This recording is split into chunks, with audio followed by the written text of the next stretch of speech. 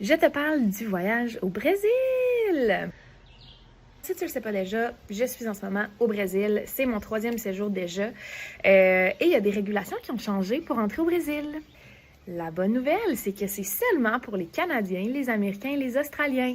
Ça s'appelle la réciprocité. Ça veut dire quoi? Ça veut dire que le Canada, les États-Unis et les Australiens mettent des lois de merde pour les Brésiliens pour qu'ils puissent nous visiter. Alors les Brésiliens ont dit « Payback, bitch! » Toi aussi, tu vas en avoir des régulations. À partir du 11 avril 2024, c'est-à-dire dans pas si longtemps que ça, il va falloir que tu demandes un visa électronique ou e-visa pour pouvoir entrer au pays. C'est vraiment le fun. Ce visa-là, ça coûte 100 balles, 80 $ US.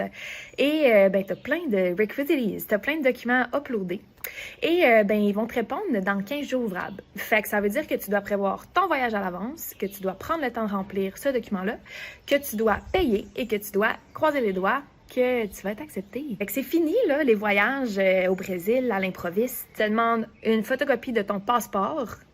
Ça va. Il te demande un vol de retour, donc une preuve de sortie du Brésil. Il te demande une petite photo, là, format portefeuille, comme s'il n'y en avait pas déjà une dans ton passeport. Il te demande 80 $ US. C'est quoi l'autre affaire, hein?